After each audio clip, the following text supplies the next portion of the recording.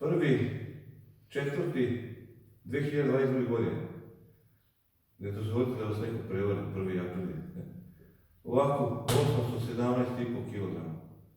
Malo da povećamo, vidjet ćemo šta ćemo. Semjan Stroman, kad si ga pozdravio s puno. Svako dobro. Čuvajte se. Što i meni želim.